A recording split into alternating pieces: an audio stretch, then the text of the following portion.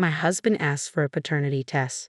After that, our relationship was never the same. So at 24F and my husband 31 meters, have 3 children. Our sons look exactly like him, dark skin and dark eyes and hair, but our daughter doesn't. She looks exactly like my great-grandparents, really pale blonde and green-eyed, but apparently he didn't think it was possible that our daughter could look like my great-grandparents, and from the moment he saw her he told me he wanted a paternity test. At first, I refused, because I felt it was humiliating and because I didn't think it was necessary. Because I never cheated on him, and I hoped he would trust me, but he didn't, and for the first 2 months of our daughter's life, he made my life hell. He didn't want to hold her even if she cried desperately while I was doing something else. He never woke up at night to help me with her. He never helped me with anything, and that hurt me so much, because with our boys he was completely different. He helped me all the time with absolutely everything, and he was always there for me after giving birth, but this time he left me alone, and it was the worst experience of my life. I have no family here, and his entire family, from the moment they saw my daughter, turned their backs on me. I don't have any friends here either, so it was just my daughter and me. She is a 𝐓𝐡𝐢𝐬 baby, so it was very difficult for me to do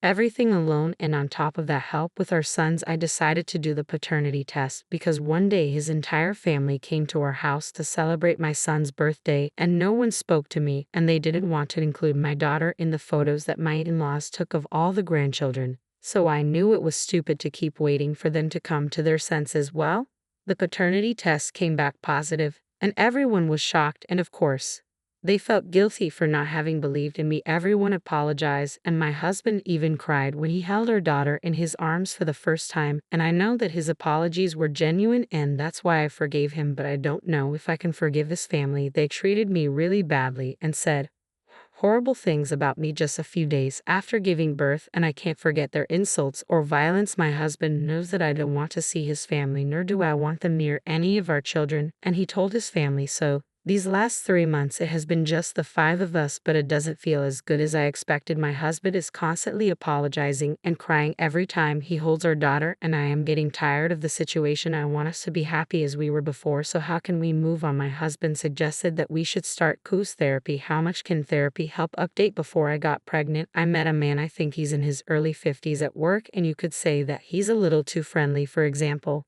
he liked to buy me and another female coworker, she's in her late 50s, coffee every morning, or once in a while he used to leave a flower on our desks and things like that. That never seemed strange to me because he never tried anything with any of us. He was always just friendly, and he was always talking about his wife, children, and grandchildren, and giving us parenting advice. Well, my husband didn't like that. I was friends with this man because he said that he was sure that this man liked me because I'm young and that he would soon try something with me, and when he told me that, I told him that I wouldn't stop being friends with him because he was always respectful, and I didn't see anything wrong with being friends with a man, and I'm not going to lie, he got really angry, but after a few days he forgot about it. But all those doubts resurfaced when our daughter was born because she had a lot of platinum blonde hair, which none of our other children 5 meters 4'm had, and my husband thought she would look like her brothers.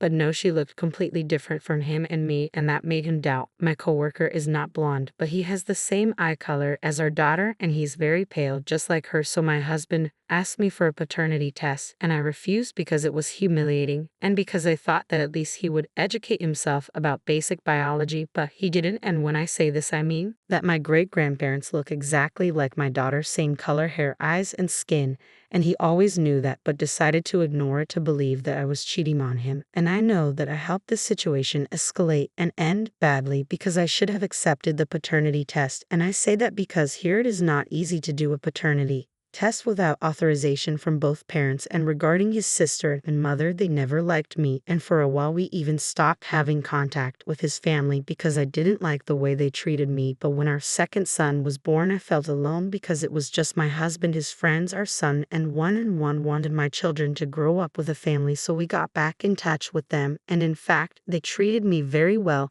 and until my daughter was born. And when they pulled my hair, my husband wasn't present, and I didn't tell him until a few weeks later, and by then they had a big fight because of that. I swear that he was never violent, nor did he ever endorse anyone being violent with me. Well, the update is that I gave him an ultimatum and told him that I want to go live in my home country and be close to my family, and that if he didn't want that, then the only option would be getting divorced. When I told him that, I also told him that I'm talking to a lawyer to advise me on divorce and joint custody, and I guess that made him realize that I was being serious because he said he would be willing to do that to earn my forgiveness. Another thing I asked him is to cut off contact with his family forever because I don't want our children to suffer what I suffered with them, and he agreed. At the moment, our plan is to travel for Christmas and stay there for a few weeks and move in the middle of next year. In the meantime, we will go to couples and individual therapy and hope to be able to solve our problems. So far, things are going well,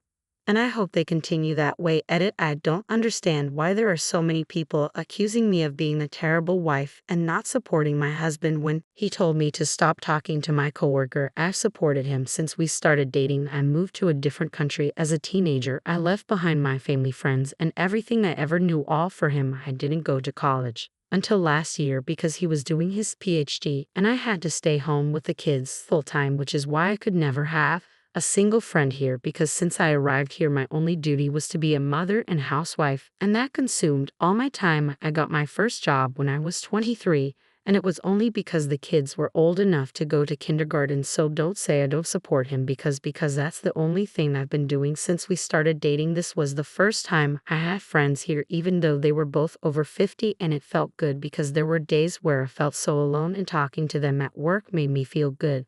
But for him that was wrong, and when my daughter was born, I quit my job that I liked so much just so that he would stop feeling insecure. So don't jump to conclusions or say stupid things now. Story 2. I told my girlfriend to stop hanging out with her guy friend alone. She thought I was controlling and didn't listen, then ended up roped. So let me give you a bit of context. My girlfriend, Kate, 22, friend at 23 meters, have been together for 3 years now. My girlfriend has a friend, Tom, now ex-friend from college, who used to be interested in her and asked her out, but he started dating someone else, and this friend and his girlfriend Jenna became great friends of each other. These three were extremely open with each other, and they had a group chat where these three discussed all sorts of things and made sex jokes. Typical. I thought, however, I drew the line where you shouldn't directly talk about suggestive things with her. This wasn't really something Kate understood, as they've been in each other's lives for years, and she led me to believe I simply couldn't understand their dynamic. I was also extremely uncomfortable with them hanging out alone together. Kate is extremely loyal to me, and I wouldn't say she's the sort of the woman to cheat.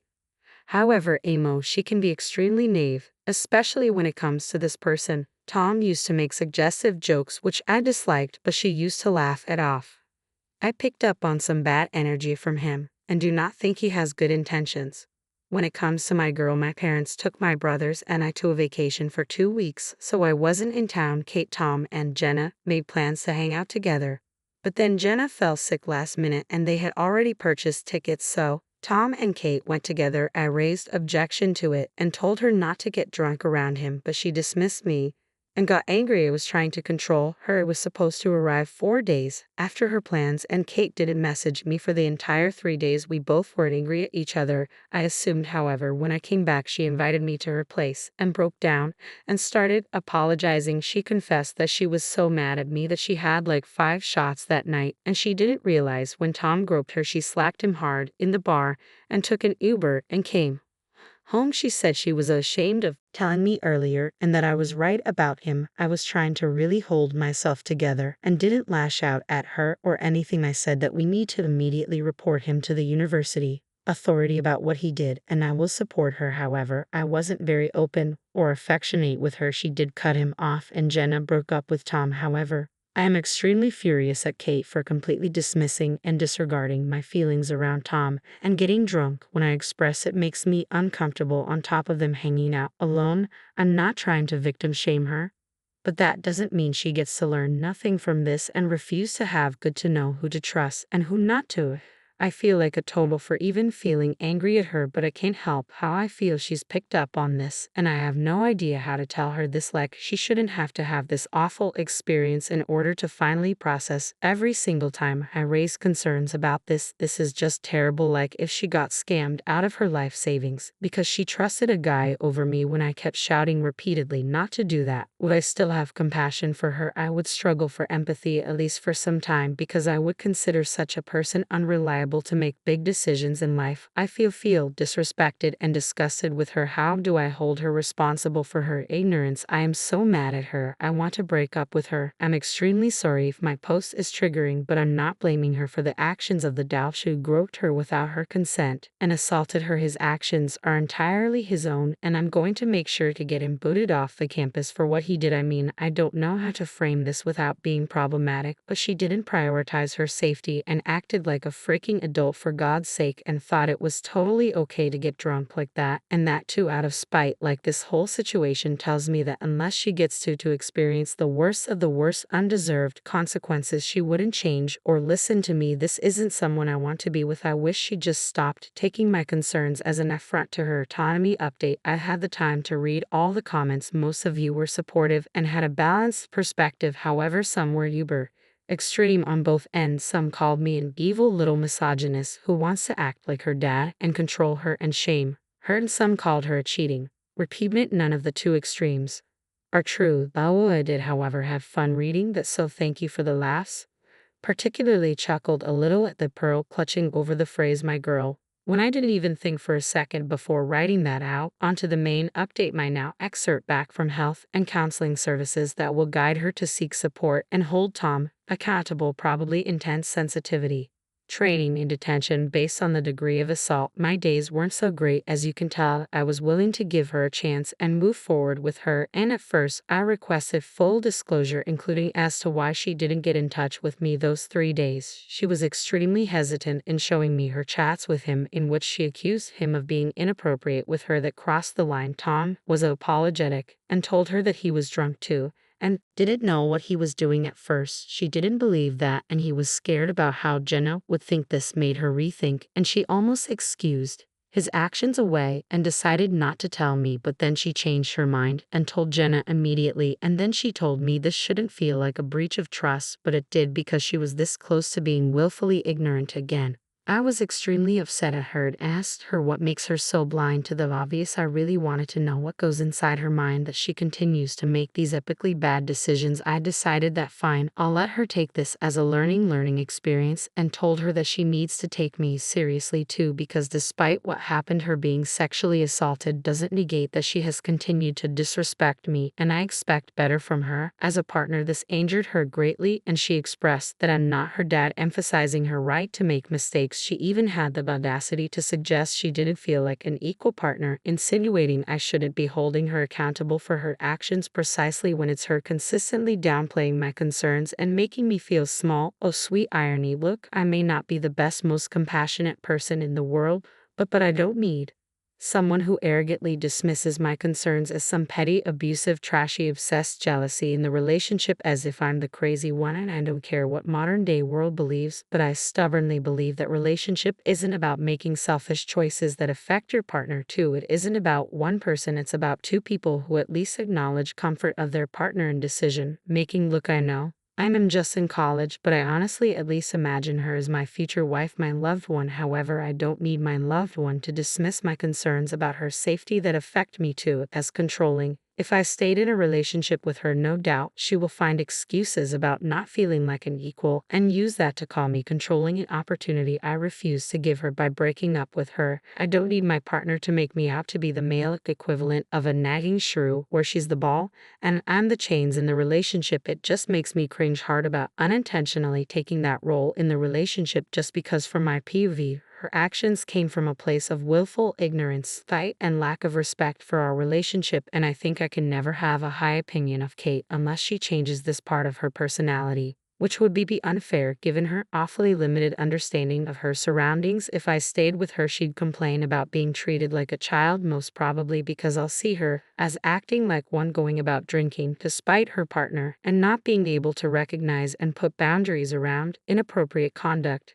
And that's exhausting. Maybe I'm wrong for saying that, but I sincerely hope she grows into an emotionally mature individual who doesn't feel the need to retaliate like a child when her so-called autonomy feels threatened just because a loved one is trying to look out for her peace.